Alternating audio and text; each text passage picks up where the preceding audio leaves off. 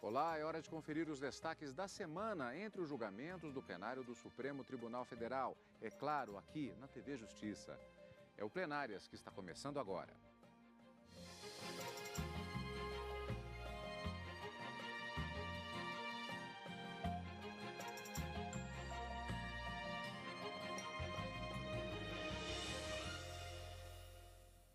Abrindo os trabalhos do mês de dezembro de 2014, as sessões dos dias 3 e 4, respectivamente, uma quarta e uma quinta-feira. Karina, além de decisões importantes, muitos debates e também o início de julgamentos que voltarão a ser julgados no plenário do STF, também com características marcantes e que nós vamos acompanhar posteriormente. Três temas polêmicos marcaram as sessões da quarta e da quinta-feira no plenário do Supremo Tribunal Federal desta semana. Na quinta-feira, nós tivemos o resultado do julgamento de um recurso extraordinário do INSS, o qual foi negado provimento e que discutia justamente a possibilidade de se alcançar uma aposentadoria especial de um trabalhador que, de uma certa forma, estaria exposto a um barulho excessivo no trabalho, mesmo estando com o equipamento de proteção sonora. Os ministros acabaram decidindo que, nesse caso, ele teria, sim, direito a essa aposentadoria especial e acabaram firmando duas teses, já que o recurso é de repercussão geral reconhecida e alcançaria mais de 1.600 recursos que estariam sobrestados, aguardando essa decisão do Supremo Tribunal Federal. Mas na quarta-feira nós tivemos outros dois temas também bastante discutidos que não foram concluídos em razão de pedidos de vista. Um deles trata de um pedido de indenização por parte de um detento que cumpre pena na penitenciária de Corumbá, no Mato Grosso do Sul, em que ele busca uma indenização sob a alegação de que o presídio não teria condições mínimas compatíveis com a dignidade da pessoa humana, condições de higiene, de saúde, condições subhumanas para o cumprimento da pena e que, em razão disso, estaria havendo um dano moral, razão pelo qual ele pediu essa indenização do Estado. Apenas o relator votou, nesse caso, o ministro Teori Zavascki. Acredito que o ministro Gilmar Mendes também já tenha se manifestado, ficou um pouco na dúvida a prolação do resultado parcial desse recurso extraordinário, mas o julgamento foi suspenso por um pedido de vista do ministro Luiz Roberto Barroso. Então, se há direito, se o detento tem direito ou não à indenização por dano moral em razão de cumprir pena em penitenciárias que não têm condições mínimas de higiene, saúde, salubridade, vamos dizer assim, condições mínimas compatíveis com essa dignidade da pessoa humana, que está lá como fundamento da República no artigo 1º da Constituição Federal, é um tema que deve retornar ao plenário do Supremo Tribunal Federal, quando o ministro Roberto Barroso trouxer o seu voto e aí dar sequência ao julgamento desse recurso extraordinário. E um outro tema também bastante interessante, que teve o julgamento também suspenso, e aí em razão de um pedido de vista do ministro-presidente Ricardo Lewandowski, trata-se da publicidade de documentos públicos. Na verdade, o Senado foi instado vamos dizer assim, a fornecer documentos que, de uma certa forma, viabilizasse o conhecimento público dos gastos da verba indenizatória que seria destinada aos senadores. Ele teria negado esse pedido a um determinado veículo de comunicação e, contra essa decisão negativa, veio para o Supremo um mandado de segurança em que 5 ministros já se manifestaram pela necessidade de se publicizar essas informações, muito mais em se tratando do Senado Federal. Mas o julgamento que trata de serem esses documentos sigilosos ou não, ou se deve dar publicidade em respeito à transparência do serviço público, foi suspenso, como eu disse, em razão do pedido de vista do ministro Ricardo Lewandowski, tema que deve retornar também ao plenário do Supremo Tribunal Federal dentro em breve. Então, 3 temas, eu diria, que foram bastante discutidos nas duas sessões e com poucos julgamentos.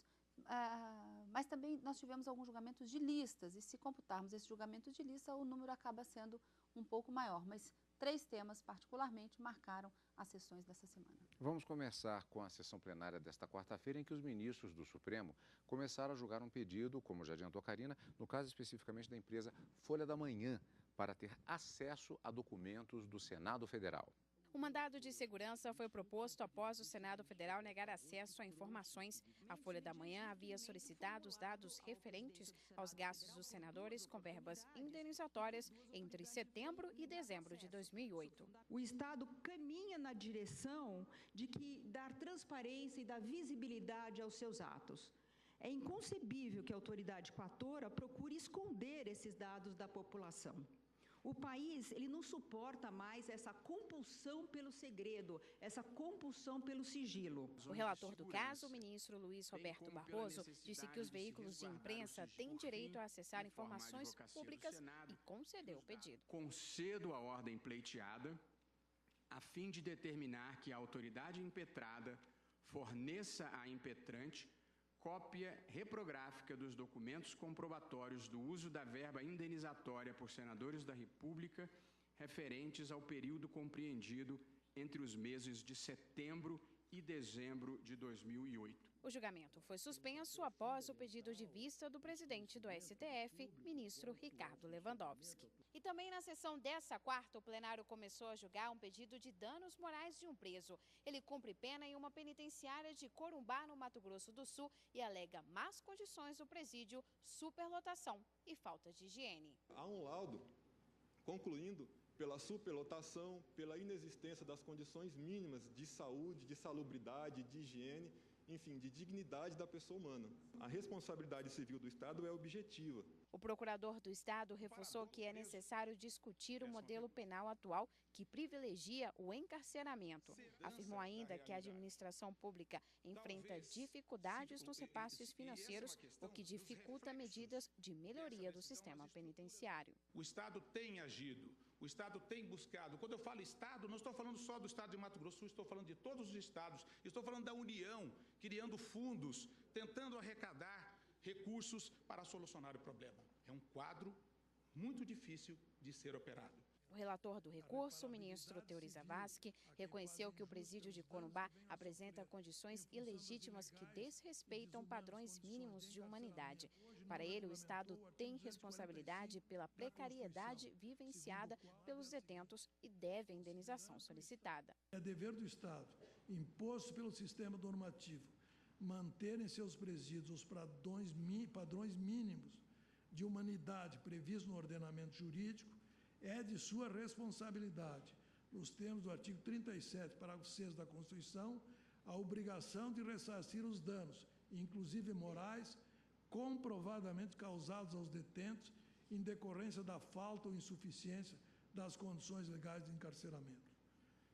Diante do exposto, eu conheço do recurso extraordinário e a ele dou provimento. O Brasil tem a terceira maior população carcerária do mundo. Segundo dados do Conselho Nacional de Justiça, mais de 711 mil pessoas estão presas no país, incluindo as prisões domiciliar. O déficit chega a 354 mil vagas. O julgamento foi suspenso após o pedido de vista do ministro Luiz Roberto Barroso. O caso tem repercussão geral reconhecida e a decisão final deve ser adotada em situações semelhantes. É um caso de grande repercussão, além de juridicamente ser um caso que tem repercussão geral reconhecida e que vamos acompanhar posteriormente, já que ele voltará ao plenário do Supremo. Agora, Karina, em relação àquele caso dos dados do Senado Federal e da empresa Folha da Manhã, a regra geral é a publicidade, a publicização desses dados, ainda mais considerando-se uma instituição como o Senado Federal. O sigilo é exceção. Exatamente, é o que diz a Constituição e o que disse o ministro relator durante o julgamento dessa semana. Apenas há duas exceções em que possibilitaria a arguição desse sigilo e que deveria ser, de uma certa forma, comprovada pelo Senado Federal para se negar as informações que eram pedidas pela empresa Folha da Manhã. No caso de algumas informações, vamos dizer, do poder público que possam comprometer a segurança do Estado brasileiro ou então informações que, de uma certa forma, podem alcançar a intimidade, a vida privada, a honra ou a imagem das pessoas. Não sendo essas hipóteses para se configurar o sigilo de uma informação, a regra é a publicização. Então, negar por simplesmente negar, o ministro disse que isso seria absolutamente inconstitucional e, portanto, concedia a ordem no mandado de segurança para que as informações, no período que se buscava, fossem repassadas a Folha Impresa da Manhã. Mas, como a gente disse, o julgamento foi suspenso em razão de um pedido de vista. Vamos aguardar qual será o desfecho desse mandado de segurança, se será efetivamente concedida a ordem, tendo em vista que 5 ministros já votaram, mas precisamos de uma maioria formada e caso esse julgamento retorne e o 11º integrante da Corte já tenha sido nomeado, empossado, aí nós teremos que ter uma maioria de 6 ministros no mínimo para que se alcance o resultado final desse mandado de segurança. Mas vamos aguardar para o ministro. A regra, portanto, é a publicização e a exceção seria o sigilo. Essa questão é interessante porque vale lembrar exatamente isso. É um período que é comum, justamente são essas fases de transição, quando há aposentadoria de ministros. Já testemunhamos isso diversas vezes, ao longo, inclusive, do tempo de existência da própria TV Justiça. É o período em que há uma cadeira vazia, ainda uma cadeira vaga, em função, no caso, da aposentadoria do ministro Joaquim Barbosa. E a expectativa é que isso aconteça, a indicação, a sabatina e a posse, agora durante o primeiro semestre de 2015. E aí os julgamentos são feitos com esse total de 10 ministros, contando, portanto, a cadeira que está vazia. E isso sempre gera essa expectativa, a partir do momento que ele tome posse, as contas necessárias para a votação de determinados processos, elas passam exatamente por essa matemática. Então, provavelmente esse processo, já estamos no último mês de trabalhos do Supremo Tribunal Federal em 2014, teremos o período de janeiro que não haverá julgamentos, voltando em fevereiro, provavelmente é que haverá a retomada desses julgamentos que houve pedido de vista. Dificilmente ele voltará à pauta justa ainda nesse ano de 2014, mas tudo isso incidirá nos julgamentos, portanto, destes processos já no ano de 2015. E, claro, você vai continuar acompanhando tudo ao vivo, direto do plenário e, claro, aqui no Plenárias também. E vamos para a sessão plenária da quinta-feira, dia 4 de dezembro de 2014. Os ministros do Supremo discutiram qual tese deve ser aplicada em casos de aposentadoria especial para atividades de risco à saúde. Esta decisão pode resolver mais de 1.600 processos. O julgamento foi retomado com o voto vista do ministro Luiz Roberto Barroso. Ele concordou com o relator, ministro Luiz Fux, que quando o equipamento de proteção individual, o EPI, for usado em atividades consideradas insalubres e eliminar ou reduzir os efeitos prejudiciais à saúde, a aposentadoria especial não pode ser adotada. Mas, no caso analisado, o trabalhador usava o EPI em uma usina em Santa Catarina para bloquear o alto nível de ruído. E, para o ministro, essa proteção não é suficiente para barulho acima dos decibéis aceitáveis. Tanto quanto pude compreender o voto minucioso do ministro Luiz Fux, proferido na sessão anterior de julgamento, nós estamos de acordo quanto às teses principais e, me diz Sua Excelência, mas depois irá vocalizar pessoalmente, reajusta Sua Excelência na questão específica do ruído. E, portanto, presidente, eu estou negando o provimento ao recurso extraordinário interposto pelo INSS. Os ministros discutiram qual a tese deverá ser adotada, já que o caso teve repercussão geral reconhecida e poderá solucionar mais de 1.600 processos que aguardam essa decisão. De fato, os ministros debateram as questões que envolvem este processo durante toda a primeira parte da sessão. Em seguida, como não havia consenso em relação a diversos aspectos de que se trata justamente esta questão em debate no plenário do Supremo, durante o próprio intervalo, os ministros aproveitaram o período para definir alguns pontos específicos e retornaram para a segunda parte da sessão com 2 teses que foram elaboradas para fechar o entendimento final sobre o processo. Vamos ouvir trechos desta parte da sessão a partir da primeira tese colocada pelo ministro relator Luiz Fux, passando pela divergência que foi aberta em relação a este ponto pelo ministro Marco Aurélio. Na sequência e ao final, nesta parte, o resultado desta primeira tese. Tenho a impressão de que na ordem da proclamação deveria vir, em primeiro lugar. Quer dizer, o pleno deliberou que o uso de equipamento de proteção individual que neutraliza, isso que depois eu faço para você, que neutraliza, elimine ou reduza a nocividade dos agentes, comprovada mediante formulário de perfil profissiográfico, não configura, quer dizer, o uso não configura tempo especial, tempo de serviço especial para fins de concessão do benefício de aposentadoria especial. Quer dizer, não impede. Não, impede. O uso impede. O uso impede. De proteção individual, portanto, descaracteriza o tempo para os fins do parágrafo 1º do artigo 202. 201. 201, desculpe. Se for comprovado o uso eficaz desse equipamento, então não se caracteriza o tempo de aposentadoria especial. Sem PPP. Sem referência. Por enquanto, não. Aí é confundir. Mas o ministro Marco Aurélio discorda dessa tese. Continuo convencido de que estamos a lidar com um tema pacificado. E pacificado nos juizados especiais que julgam essas demandas. E N demandas já foram julgadas nesse sentido dos 2 verbetes de súmula dos juizados, o verbete número 9 e o verbete número 32. Há mais, presidente. Considerado uma boa política judiciária, creio que não é aconselhável, para dizer o mínimo, suscitar-se a problemática da apuração, da eficácia do equipamento. Por que não é aconselhável? Porque teremos de início o deslocamento dessas ações. Nós sabemos que no âmbito dos juizados especiais não há espaço para implementar-se perícia, para implementar-se uma discussão maior quanto a elementos probatórios.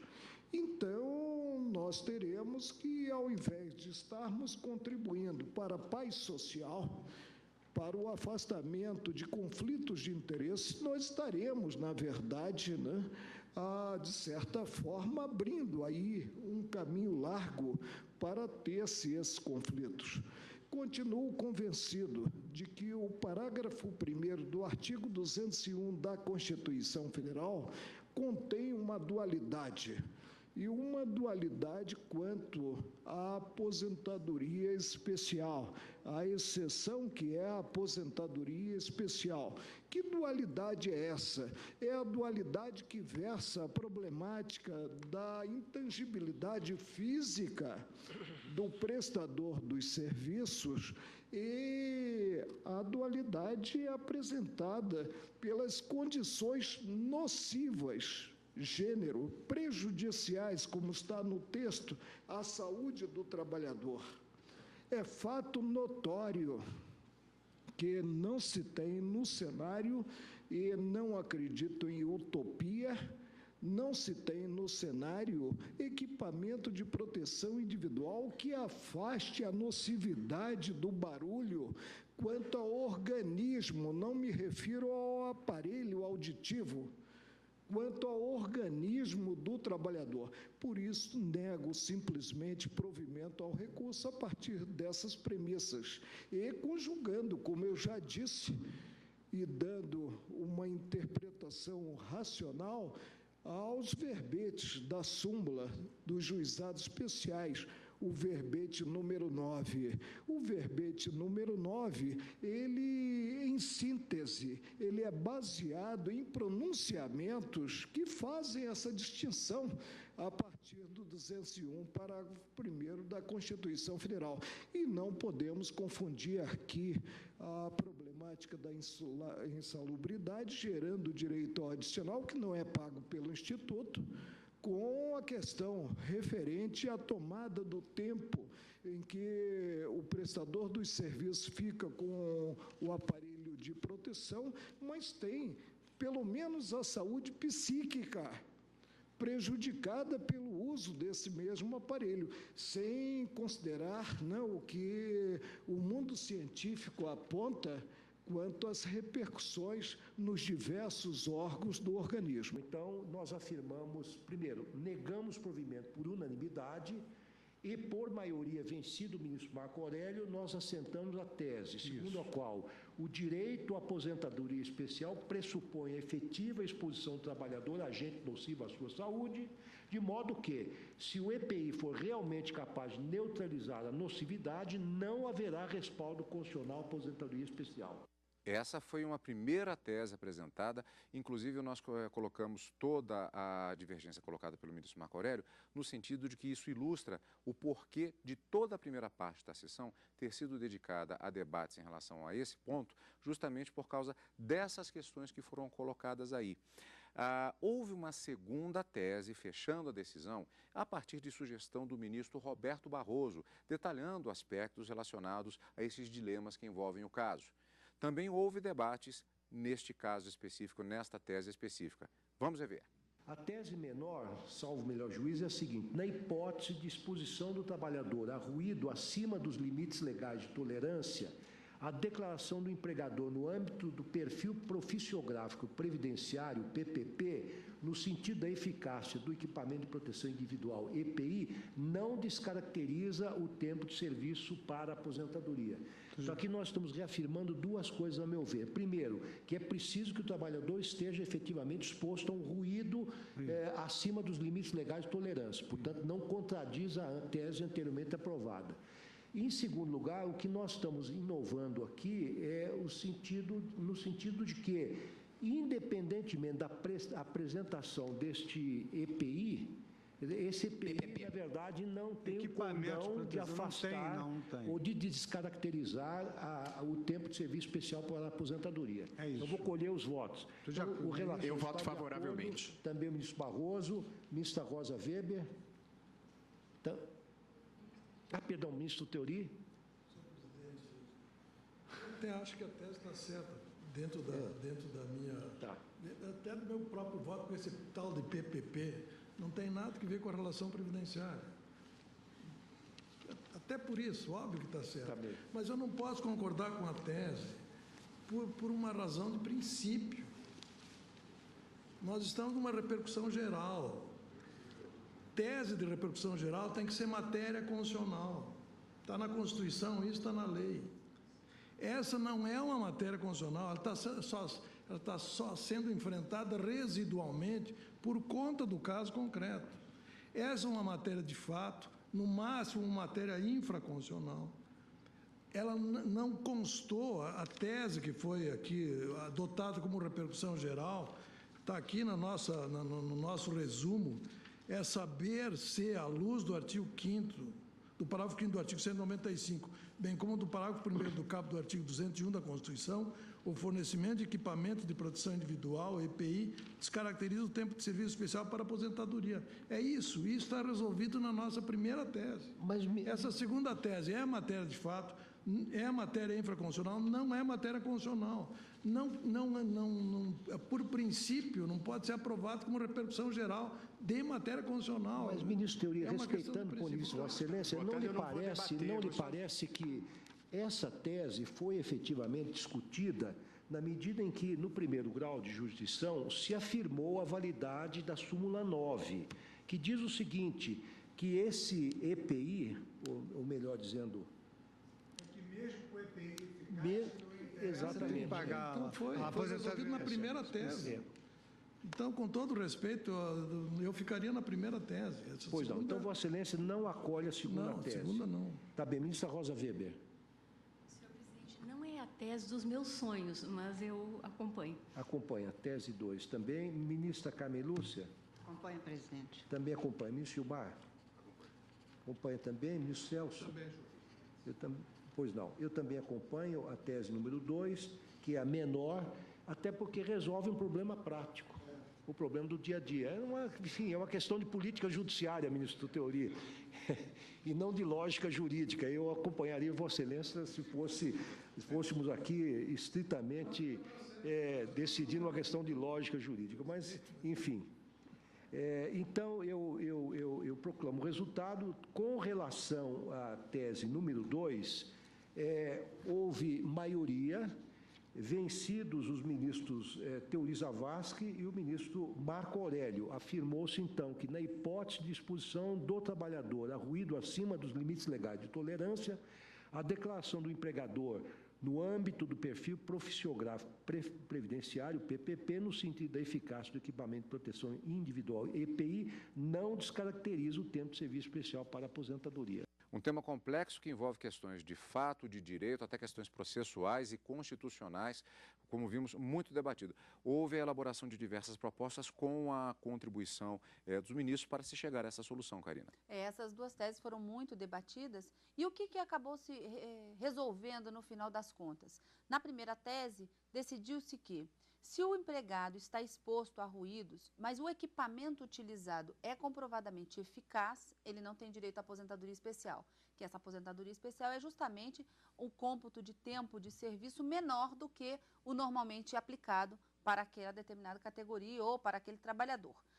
A segunda tese vem no sentido um pouco mais amplo, no sentido de que, mesmo o empregador dizendo que o equipamento é eficaz, se o empregado estiver exposto a ruídos acima dos limites de decibéis previstos na lei, ele tem direito à aposentadoria especial também, mesmo com o uso do equipamento. E mesmo que esse equipamento seja dito pelo empregador, pelo patrão, que ele é eficaz. Acima dos limites previstos legalmente, a aposentadoria especial é devida. Então, foram essas duas teses que os ministros acabaram criando, já que esse recurso extraordinário, com repercussão geral reconhecida, pode alcançar, quer dizer, vai alcançar 1.639 outros recursos que discutem a mesma situação. E é uma questão que atinge diretamente uma grande quantidade de trabalhadores, o que aumenta ainda mais a importância, justamente o cotidiano do trabalhador brasileiro. Foram os destaques da semana, portanto, aqui no plenário do Supremo Tribunal Federal. Na semana que vem tem mais e nós já temos, portanto, como sempre, encontro marcado, não é, Karina? Encontro marcado na quarta e na quinta com o direto do plenário ao vivo e no final de semana com plenárias. A gente se vê. A gente se vê sim. Obrigado pela companhia e continue conosco na TV Justiça.